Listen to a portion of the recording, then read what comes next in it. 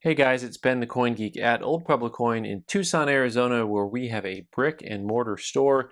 We have an online presence, of course, at OPC Sales on eBay and our website, oldpueblocoin.com. But also, we make videos and we have fun. In today's video, we're going to show off and talk about the modern US half-dollar commemorative series.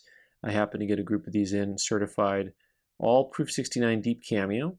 And so we'll talk a little bit about the overall production rates on these, just some of the comments and concepts of what the Mint has made in the past, and you can kind of keep score with the coins that you find to be the most attractive.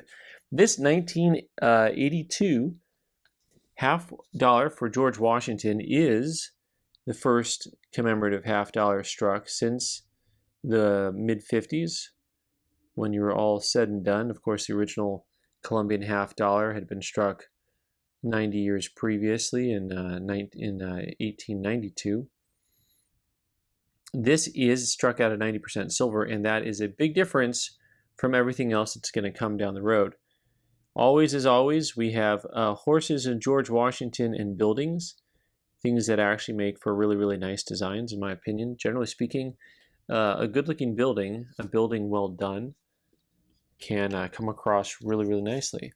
So usually commemorative half dollars, commemorative coins in general, they'll oftentimes be a fundraiser for something specific, or they'll be talking about a specific historical event or person.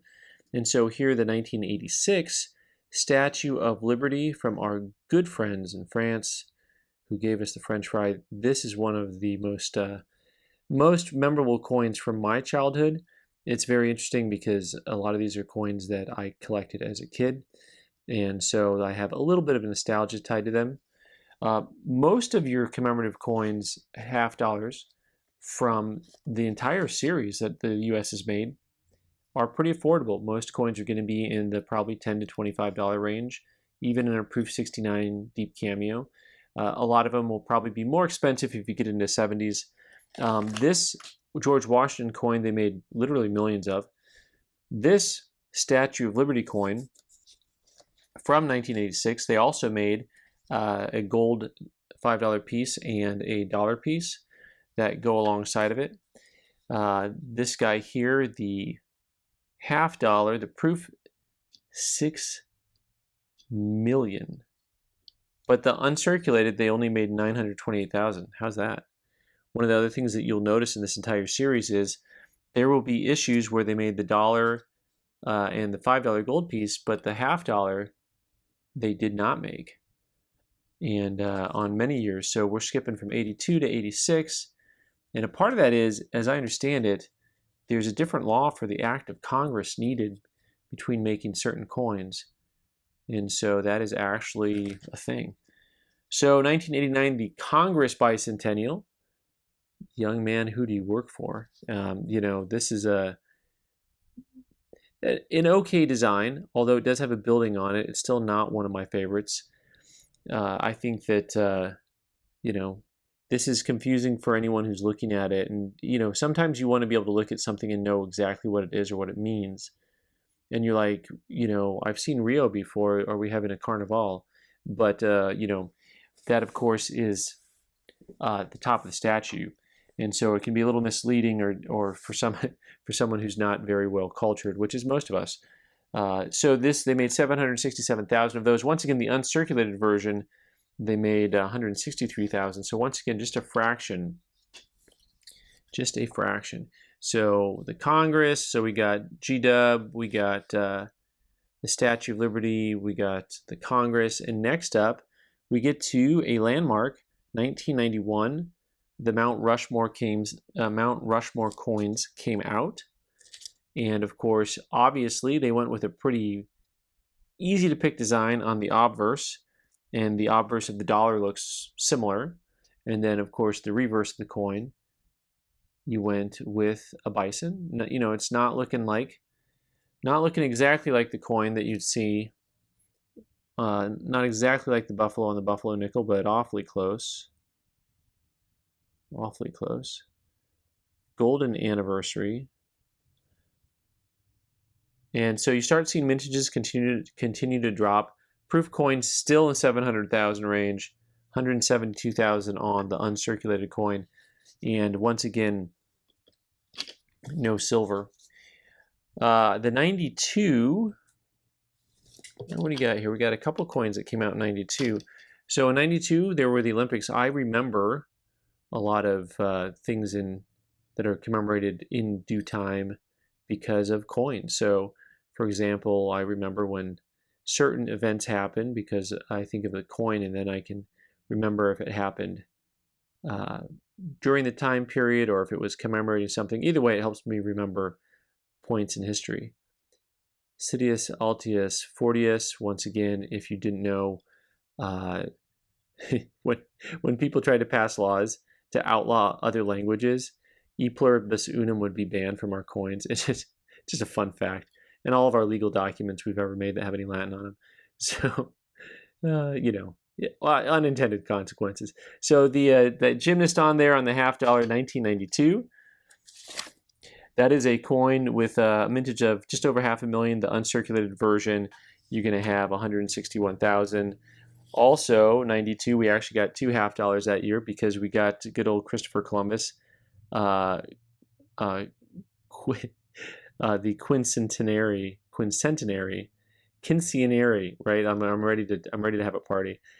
We get a boat. We get two boats. How many boats we got? We got three boats. We do got three boats. And actually, really nice looking. That boat almost looks just like the one on the Colombian $50 from 100 years previous. So kind of cool because you got a little bit of a throwback. Actually, nice design, nice use of space, I think, overall on that side. Christopher Columbus with his standing pose. And we still see 390,000 and then 135,000. So the mintages still keep on dropping. So person, I'm going to go person. I don't know. That's person and now it's event. Person and event. I don't know which one you're going to put that under. All right. 1993 was an interesting year because we've got the James Madison $50. And what is really interesting about this is this coin is struck in silver. The Bill of Rights, our basic freedoms. I kind of like this torch version. I just think it has kind of a cool vibe to it overall. Very just simple but bold. I kind of like that one. And there's James Madison. I'm getting kind of Hamilton vibes though. No offense, James Madison, but I wasn't in the room where it happened. So this coin here then circulated about 200,000, 586 on the proof. So that one went up a little bit. And I think part of that was because you had the silver, the silver going up. The silver coin, I think, made the mintages go up. I think more people ordered them. And a lot of these coins are made to order, right? So, they have a limit, but also they'll be made to order. All right, so next up, this coin was struck in 1993.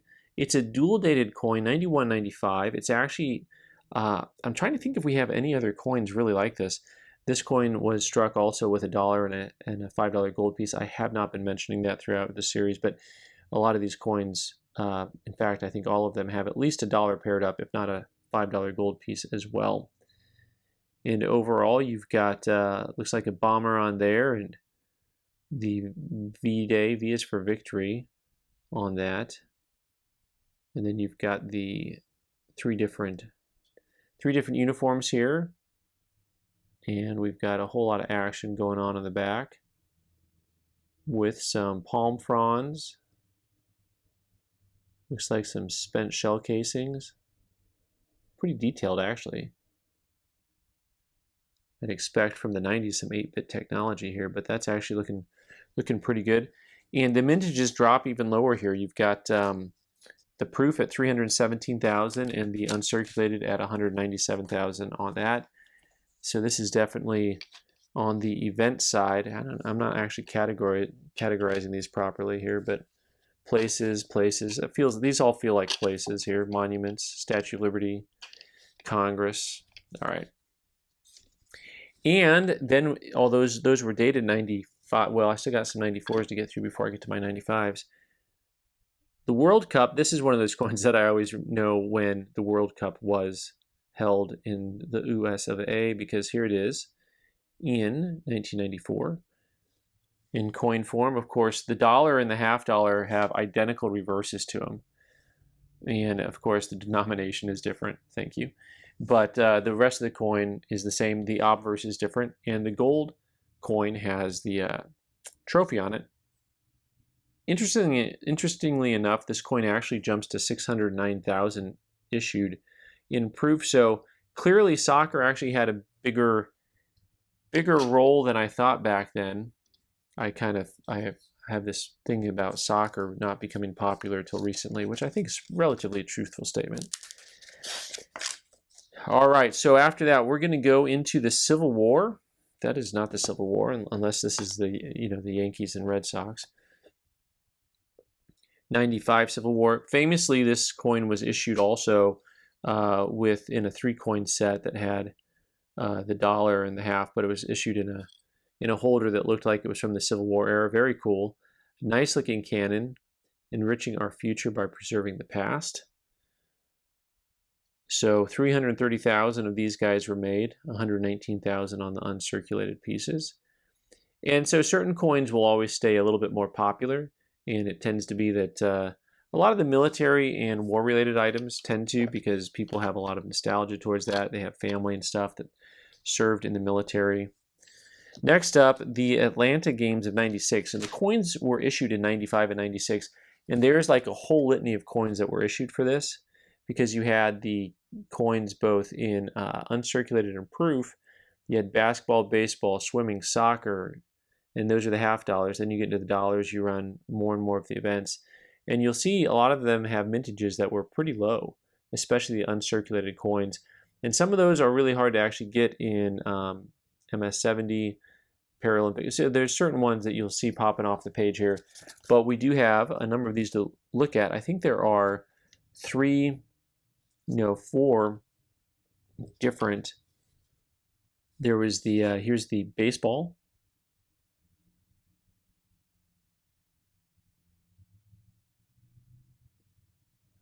And let me see if they had the same. We've got the globe on the back of there. I think they had a uniform reverse to them, right? So if you grab, oh, okay, well these ones on different year have a different reverse to them. So the 95s have a uniform matching going on there, and then the 96s do. Here's the basketball. This bit, that's 7. That's modeled after me. You can't tell because they took the rim out, but this guy's dunking on me right there. That's what's happening on that guy. More events, more Olympics, and we've got these other 2. We had the soccer, which of course we just had a soccer coin a couple years before that. And then the swimming. And the swimming has always been one that I found, for whatever reason, to be really attractive. And I don't know what it is. I just think there's something about the design where you've got a lot of detail. The texturing, the arm muscles are just very smooth. And I find this to be, the water looks like it's moving. Once again, today we're expected to see a lot of this modern laser engraving. But 30 years ago, not quite the same, and the artwork on here I think is much more handsome or attractive than you would see on some of. If a modern coin they tried to do this, they'd overdo it, and I might have a modern coin in here to show you because there's modern coins to show you.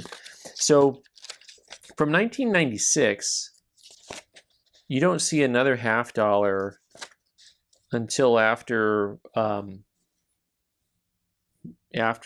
millennia, right? So you go all the way from 96 to 01 before you see, and here we are with the U.S. Capitol building, and I only laugh because Congress never has a problem celebrating Congress, and there you go. It actually has a very antiquated reverse to it. Looks a little bit like an older coin that you would see from the 1800s. And then the obverse has one of my least favorite just kind of ghosted outline versions of the Congress, which of course I'm pretty sure the way this is built up is that that building didn't exist, and then that's the building that existed, and then it became that portion was all that was built in 1800, and then it expanded. I believe that's the representation. You historians out there will fill me in. I know, John, I'm ready. Bring it. Fill us in. We will listen. And from then you go a couple more years and you get to have a fun event here with the Wright brothers. So this is kind of fun because you're talking about a historical event that is not war related, not related to the Capitol or,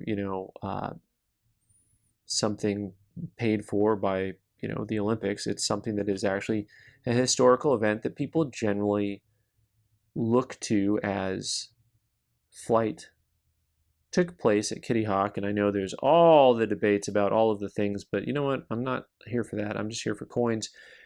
And so this 2003 issue, I should probably mention, they only made 109,000 of these guys, and that the uncirculated, they only made 57,000 of them. You got to go back to that Capital coin and look up mintages of 77,000 in proof and 99,000 in uncirculated. I think that might be the only coin. How's that for trivia? This coin has a higher production in uncirculated than proof. That's something that really you don't see much at all in the series. Generally speaking, you're going to see more proofs. You saw a little bit of that. Actually, I was just glancing back at the Olympic coins, and you saw a little bit of that also. All right, we jump all the way from 03 to 08, another big gap for, I think, what is possibly one of the ugliest coins the U.S. Mint has ever produced on one side and attractive on the other. Like, it's really interesting to me because I just, maybe I'm just calling someone's baby ugly here, so you'll have to forgive me. 220,000 of these were made, and then 120 in the uncirculated version. But this is the Bald Eagle Recovery and National Emblem coin program. And the funny thing is they don't even put any information in the Red Book about what the point of this is, which is fascinating because you've got the birds and then the $50, but then you've got the eagle and the flag and a reference to the challenger. And so it's pretty wild. Why did the other coins in this series, I'll show them to you real quick here.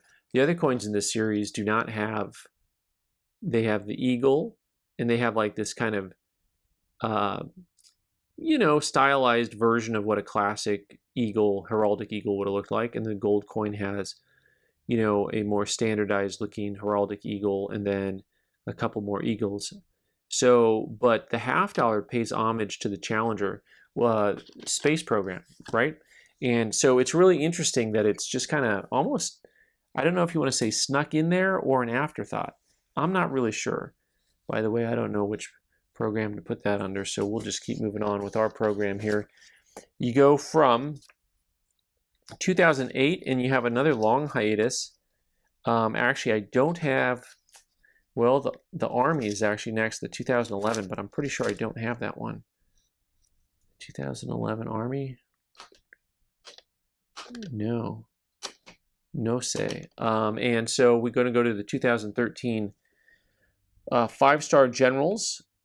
And this coin issued, they made 47,000 of them, and they made 38,000 of the uncirculated version.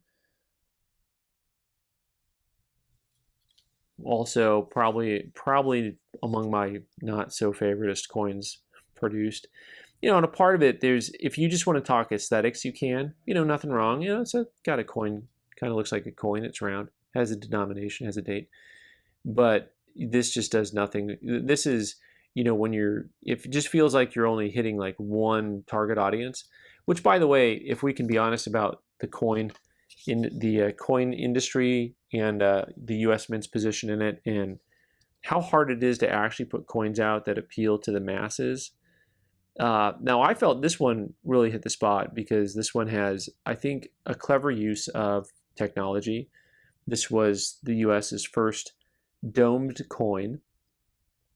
In the entire series, the gold dollar and then the dollar and the $50 are all domed, so that the backside, which looks the same on all of them, is domed outward and shaped like a baseball. And then on the obverse, they all have the same design and they have a glove. And, this one, it has a pretty good use of space overall. And this is for the National Baseball Hall of Fame. So I don't know why we made 5-star generals. It's a thing. I know. Some of you guys in the military, you'll be mad at me, but I'm just saying, I don't like baseball, but I understand the appeal. Do you understand where I'm going there? So 249,000 of these made, and still a very popular coin. It's the type of thing that people got into their hands and they held on to them. The uncirculated version, only 142,000. The next year, actually, we had another $half come out. Interesting design. This was the Marshall series, U.S. Marshal Service, for their 225th year. And the $5 gold piece and the dollar gold piece all have a nice big U.S. Marshal badges on them. This one, the Marshal badge, is used on both sides. And we have Blind Justice holding onto the Marshal badge on top of We the People. And there's some cuffs, and this is one of the first coins from the US that you'll see a combination of usage of what you might call the reverse proof technology coming in here, with the handcuffs being in the reverse proof, and of course all the books there, because they got to learn how to correctly apply the law. There you go. You got yourself a Marshal. Once again, you see his badge is even on the reverse proof side, just barely on there, as is hers. So that one, I kind of like the overall, I like the use of technology that kind of got changed up there on that guy. So we ended up having a little series of coins here that $half every year for a while. So the 2016, the National Park Service coins. And kind of a fun design. Of course, they take this arrowhead design that you'll see on national park monuments.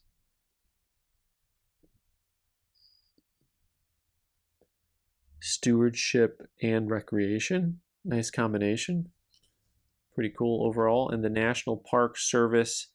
What's fun about this, you've got the individual hiking kind of through the wilderness mountains, and then you have what appears to be a youth, looking behind some fronds and some leaves, probably poison ivy, and looking at a frog. 100th year of the service, 1916 to 2016. Yeah, and that's kind of a fun commemorative. I think it has broad appeal on that one. And then you move on to 2017, and you have another 100-year anniversary, and this is Boys Town. So this is something that is a lot more direct. And, this one, they only made 23,000 of these.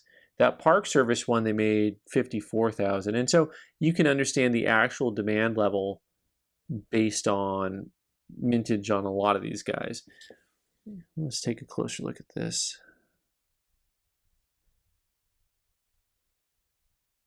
Healing Families, $half. So what's interesting is, earlier US $half, actually there's a whole lot of coins that someone either wanted, or, they wanted something funded and they got it passed through. And so it's interesting because there's lots of very specialized coins in the earlier US Classic Commem series. And then you have, a coin like this is kind of fall into that category where it's definitely very much so a specialized series, appealing to fewer and fewer people. Well, the last one that I have, I don't know what else, did I skip anything else here? No, the 2018, that's the last one I have. Now, they've made several since. They've got all kinds of coins after this already, because it looks like they just kind of got in a roll. Breast cancer awareness. And I think overall they came out with a pretty nice design on this coin. So this PCGS lab went ahead and used pink. They even made a pink insert, which was kind of an interesting concept on here. And you have, it looks like Generations Fighting Cancer here. This is, let's take a closer look. I didn't mean to be too critical of your technology, but you get, you get these really, really strong laser cuts now with the engraving, and sometimes it doesn't have that same realistic effect, as far as what you're going for on different areas of the artwork. Some of these areas are actually, the texturing is like really appropriate, and then others not as much. It's anyways, that's just one man's opinion. I don't do the technology. I just look at coins and have an opinion. Breast Cancer Research Foundation. So money was being raised. Interestingly enough, on this coin, the gold coin, they used rose gold, so the coin looks pink. So they just alloy it with copper instead of silver to get that pink look to it.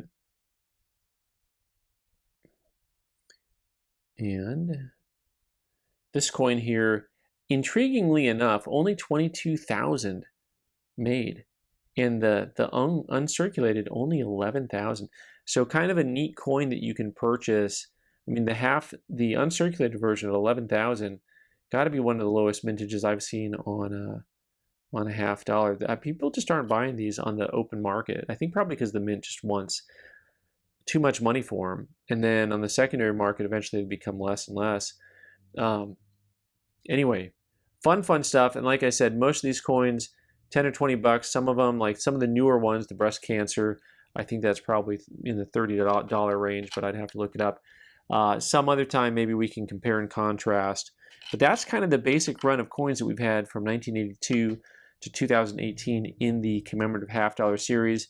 Let me know which one is your favorite. All right, guys, thanks so much for watching. I'm Ben, the Coin Geek. You can subscribe by clicking on the owl button in the corner and watch more videos on the right side of the screen. Thanks.